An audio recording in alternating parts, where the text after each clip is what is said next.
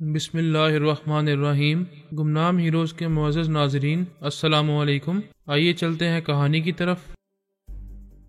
وہ T V آن کر کے ایسے چینل دیکھنے لگی جہاں سے اسرائیلی خبر نامہ نشر ہوتا تھا، اور اس خبر نامے میں اسرائیلی اکابرین کے انٹرویو اور بیان نشر ہوتے تھے۔ وہ اسکرین پر ان اکابرین میں سے کسی کو دیکھ کر اس کے ذہن میں پہنچ کر اس کے ذریعے تمام اکابرین سے رابطہ کرنا چاہتی تھی۔ اس کے اندر یہ خیال بھی پک رہا تھا کہ اب وہ کبریا سے کسی بات پر جھگڑا نہیں کرے گی اور مذہبی معاملات میں اختلافات کو ہوا نہیں دے گی۔ وہ جو کہے گا اسے تسلیم کرتی رہے گی، لیکن در پردہ اپنی منمانی کرے گی۔ کبریا کو کبھی یہ معلوم نہیں ہونے دے گی کہ وہ الپا اور پارس کی بیٹی کو کسی نہ کسی طرح آوازون کے سائے میں پہنچانے والی ہے۔ ٹونی جے ہاتھ دھو کر چنڈال کے پیچھے پڑ گیا تھا۔ اس چنڈال نے اس کی دنیا اجاڑ دی تھی۔ اس کی دنیا میں ہیلینا جیسی محبت کرنے والی بیوی تھی، اسے مار ڈالا تھا۔ اس کے ساتھ اس کے ہونے والے بچے کو بھی مار ڈالا تھا۔ اس کا نام مٹا دیا تھا۔ اس کا نام مٹا کر مہادیو بھاٹیا رکھ دیا تھا۔ اس کا مذہب اس سے چھین چکا تھا اور اسے کٹر ہندو بنا کر ہندوستان لے آیا تھا۔ اس سے بڑی دشمنی اور کیا ہو سکتی تھی کہ کسی سے اس کا مذہب چھین لیا جائے۔ اب تو وہ اتنا خونخوار ہو گیا تھا کہ ایک ہی وقت میں چنڈال کو مار ڈالنا چاہتا تھا، لیکن مار ڈالنے سے اسے چند منٹ کی تکلیف ہوتی، اس کے بعد ہمیشہ کے لیے آرام آ جاتا۔ وہ اس دنیا سے چلا جاتا اور انتقام کی آگ نہ بجھتی۔ اس کے اندر جو لاوا پک رہا تھا، اس کا تقاضا یہ تھا کہ چنڈال کو تڑپا کر مارنا چاہیے۔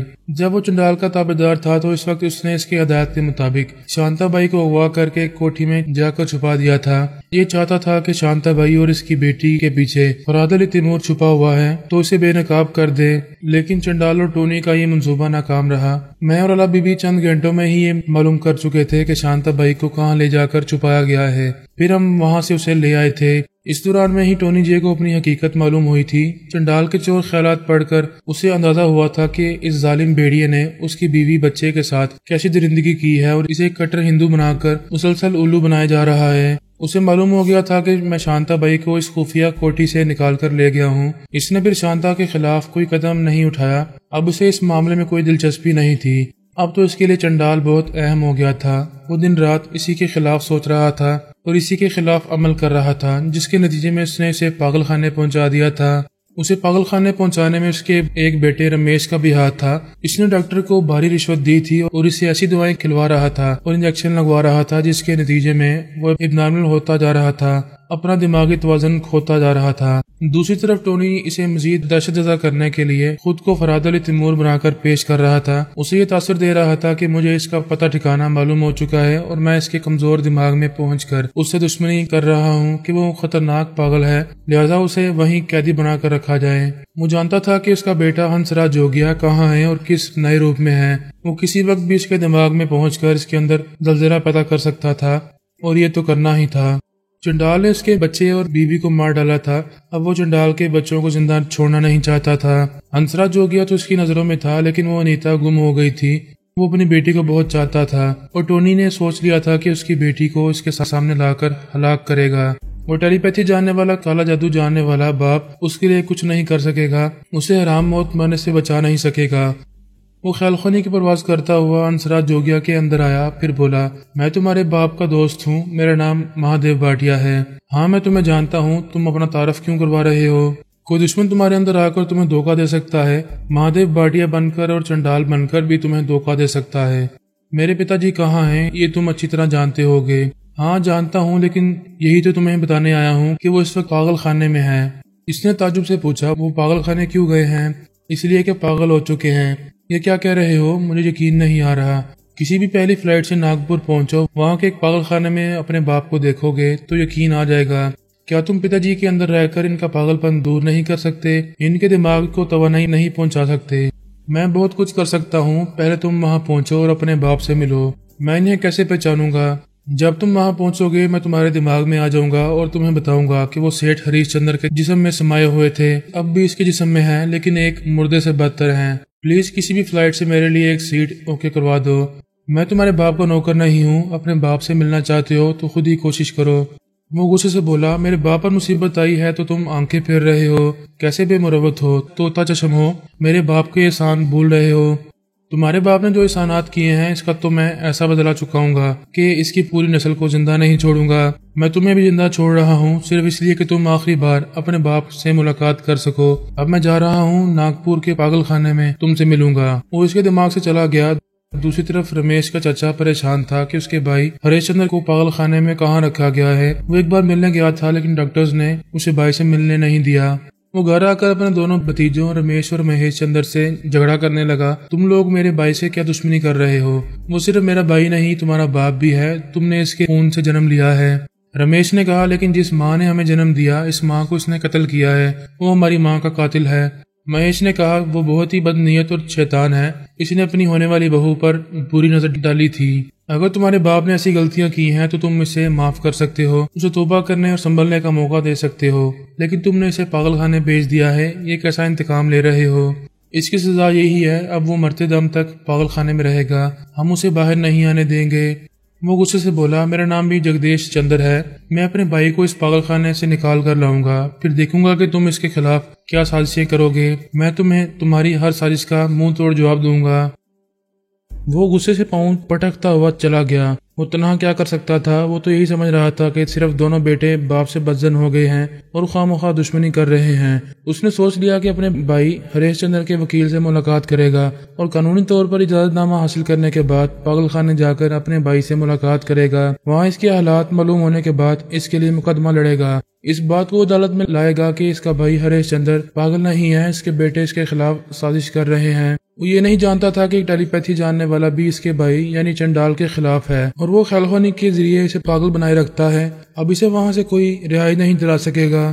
دوسری صبح انسرا جوگیا ناگپور کے قریب پاگل خانے پہنچنے والا تھا اور وہاں اپنے باپ سے ملاقات کرنے والا تھا۔ اس وقت تک ٹونی جے انیتا کو تلاش کر رہا تھا۔ اس نے پہلی اور آخری بار انیتا کو سمر سلطانہ کی حیثیت سے ممبئی ایئرپورٹ پر دیکھا تھا، وہ وہیں گم ہوئی تھی۔ کسی نے اسے اس طرح گواہ کیا تھا کہ پھر وہ اور چنڈال خیال خانی کے ذریعے انیتا تک پہنچ نہیں پائے تھے، پھر انہیں اتنی فرصت نہیں ملی کہ وہ بار بار انیتا کو تلاش کرتے۔ انہوں نے سوچ لیا تھا کہ اہم معاملات سے فارغ ہو کر اسے تلاش کریں گے۔ وہ پاگل خانے میں تھا اور یہ انتقامی کارروائی کے لیے انیتا کو تلاش کرنا چاہتا تھا۔ انیتا ممبئی ایئرپورٹ سے گم ہوئی تھی، اسے گم کرنے والا یقیناً ٹیلی پیتھی جانتا ہوگا، تبھی اس نے تنویمی عمل کے ذریعے دماغ کو لاک کر دیا تھا تاکہ اس کا باپ یا دوسرا کوئی خیال خانی کرنے والا اس کے اندر نہ پہنچ سکے۔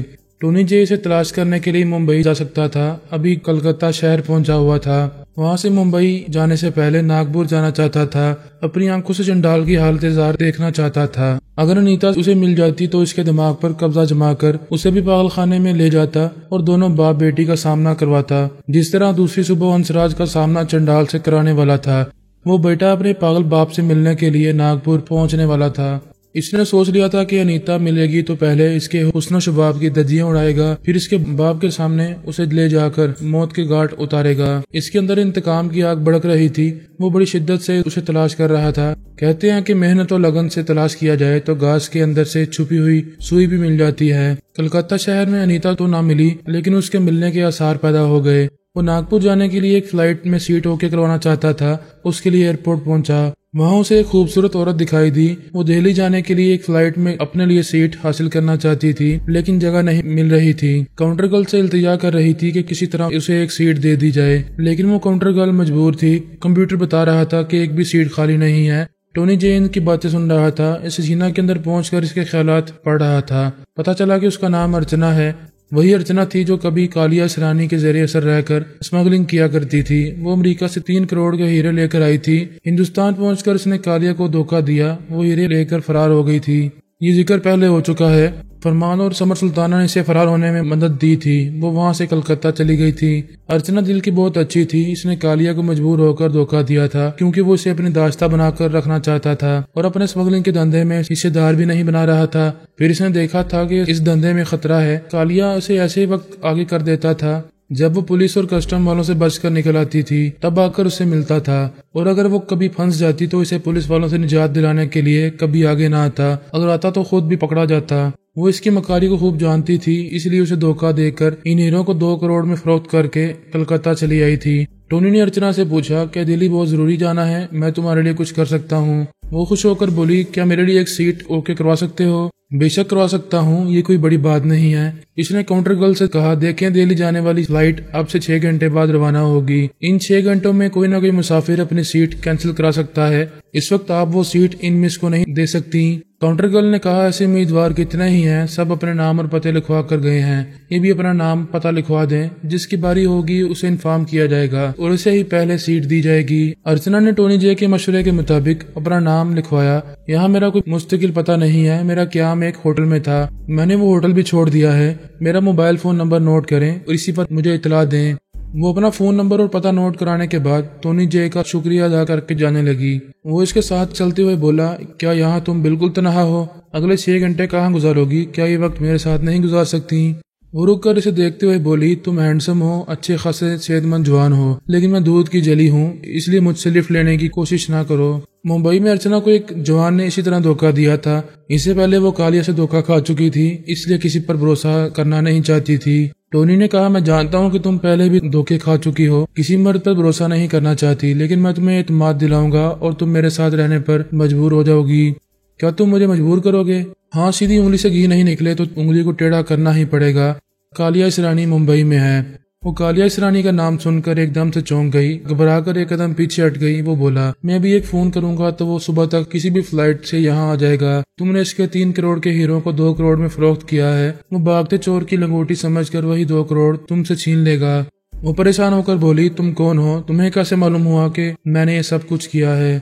मेरे बारे में तुम्हें रफ्ता रफ्ता मालूम होगा और मैं यकीन दिलाता हूँ कि मैं तुम्हारा एक बहुत अच्छा साथी साबित होऊंगा। तुम इतनी बड़ी दुनिया में बिल्कुल तनहा हो, तुम्हें एक काबिल एतमाद दोस्त और महबूब की जरूरत है और मैं वही हूँ जिसकी तुम्हें जरूरत है। इसने सोचते हुए टोनी को देखा, फिर मजबूर होकर सोचने लगी कि उससे दोस्ती करनी ही होगी।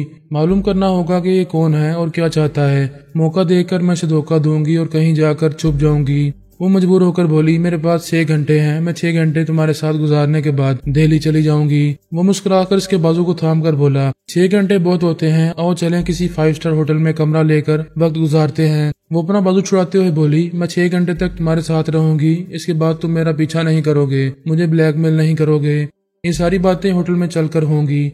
वो दोनों वहां से जाने लगे। इसने पहले तो अर्चना के मुख्तसर से ख्यालात पढ़े थे, फिर तफसील से ख्यालात पढ़ने लगा तो पता चला कि कालिया इसरानी मुंबई में कहाँ रहता है और इसके साथ जो नई लड़की है इसका नाम समर सुल्ताना है और वो समर सुल्ताना वही है जिसे कालिया एयरपोर्ट से अगवा करके ले गया था। और ये समझ रहा था कि अर्चना ने अपने 3 करोड़ के हीरे समर सुल्ताना के हवाले किए हैं। इस हद तक ख्यालात पढ़ने के बाद टोनी समझ गया कि अर्चना जिसे समर सुल्ताना कह रही है वही दरअसल अनीता है और चंडाल ने समर सुल्ताना के जिस्म में अनीता को पहुंचाया था। टोनी जी को इत्मीनान हो गया कि वो तकरीबन अनीता के करीब पहुंच गया है। इसे इतना तो मालूम हो ही गया था कि अनीता समर सुल्ताना के अंदर छुपी हुई है। दूसरे दिन मुंबई जाकर इसे कालिया के चुंगल से छुड़ा सकता था या फिर ख्याल खानी के जरिए इसे नागपुर शहर बुलाकर इसके बाप से इसका सामना करा सकता है और इसके सामने ही इंतकामी कार्रवाई कर सकता था।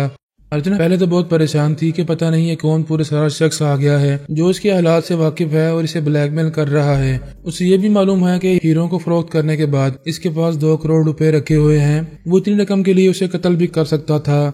अर्चना के दिल में तरह तरह के वसवसे पैदा हो रहे थे, लेकिन होटल पहुंचकर टोनी जे इतनी मोहब्बत से पेश आता रहा और उसे यकीन दिलाता रहा कि वही इसका बेहतरीन साथी है और वही आइंदा से हर तरह का तहफ़्फ़ुज़ देता रहेगा। होटल पहुंचने के बाद 1 घंटे के अंदर ही अर्चना उससे इस कदर मुतासिर हो गई कि उसने दिल्ली जाने का इरादा तर्क कर दिया। इसकी दीवानी हो गई।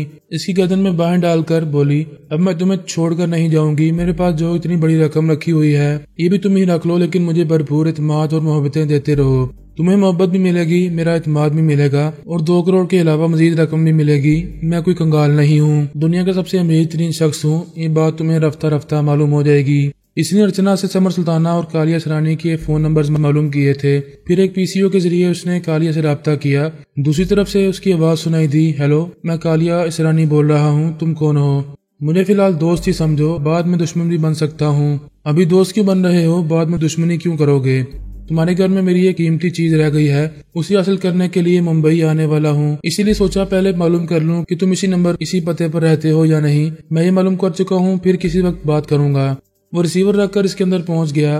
कालिया बहुत ही माहिर तनवीमी अमल करने वाला था और अच्छा खासा सेहतमंद भी था, लेकिन योगा का माहिर नहीं था। रात को शराब पीता था, इसलिए वो प्राइस सोच की लहरों को अपने अंदर महसूस नहीं कर पाता था। इसके ख्यालात ने बताया कि एक बहुत ही हसीन लड़की इसके साथ इसके बंगले में रहती है और इसका नाम समर सुल्ताना है। इसने इस पर तनीमी अमल किया है, लेकिन समर सुल्ताना ने इस शर्त पर इसकी मामूला और कनीज बनकर रहना कबूल किया है कि वो इसके बदन को हाथ नहीं लगाएगा, कभी इसकी इज्जत से खेलने की गलती नहीं करेगा। अगर करेगा तो फिर वो भी उसे अर्चना की तरह धोखा देकर किसी वक्त भी जा सकती है। چونٹی کو کمزور نہ سمجھا جائے، اگر وہ کچھ نہیں کر سکتی ہے تو کاٹ لیتی ہے، اسی طرح عورت اگر کچھ نہیں کر سکتی ہے تو ایک چٹکی زہر دے کر ضرور مار سکتی ہے۔ ٹونی جے کو سمر سلطانہ کی یہ بات بہت اچھی لگی کہ وہ اپنی عزت و آبرو کی حفاظت کرنا جانتی ہے اور اس کے لیے ہپنوٹائز کرنے والے کالیہ اسرانی کے ناجائز احکامات سے بھی انکار کرتی ہے۔ ٹونی جے انیتا کی ہسٹری جانتا تھا کہ وہ کس طرح فرمان کو انیل شرما سمجھ کر اس کے ساتھ دن رات گزارتی رہی تھی، اس سے شادی بھی کر چکی تھی، بعد میں چنڈال نے دونوں کو جدا کر دیا تھا۔ اب انیتا پارسا تھی یا سمر سلطانہ پارسا تھی، انیتا کی آتما سمر سلطانہ پر حاوی تھی یا سمر سلطانہ انیتا کی آتما کو اپنے اندر قیدی بنائے ہوئے تھی، یہ بات ابھی ٹونی جے نہیں جانتا تھا اور اس سلسلے میں بہت کچھ معلوم کرنا چاہتا تھا۔ اس نے کالیہ کے ذریعے سمر کی آواز سنی، پھر اس کے دماغ میں پہنچنا چاہا تو اس نے سانس روک لی۔ چند لمحوں کے بعد اس نے پھر اس کے دماغ میں پہنچنا چاہا تو اس نے پھر سانس روک لی۔ وہ مایوس ہو کر کالیہ اسرانی کے اندر آیا، پھر اس کے خیالات پڑھ کر معلوم کرنے لگا کہ کیا وہ بھی یوگا کی ماہر ہے، کیا کالیہ نے اس کے دماغ کو لاک کیا ہے۔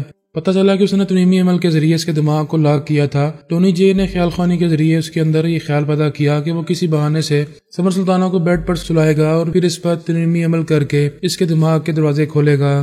اسرانی کی سوچ نے بتایا کہ وہ پچھلے 2 دن سے یہی سوچ رہا ہے کہ سمر سلطانہ پر تنویمی عمل کرے گا، لیکن نہیں کر پا رہا۔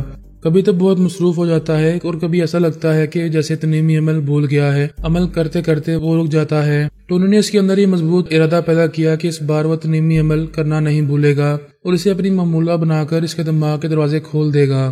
ادھر ٹونی اپنے طور پر کالیہ کو تنویمی عمل کے لیے تیار کر رہا تھا، ادھر سمر نے موبائل فون کے ذریعے فرمان سے رابطہ کیا، پھر اس نے پوچھا تم میرے دماغ میں اچانک کیوں آ رہے تھے، جبکہ ہمارے درمیان یہ طے پا گیا ہے کہ پہلے فون پر بات ہوگی پھر تم میرے اندر آؤ گے۔ فرمان نے حیرانی سے کہا میں تمہارے اندر نہیں آیا تھا، یہ تم کیا کہہ رہی ہو؟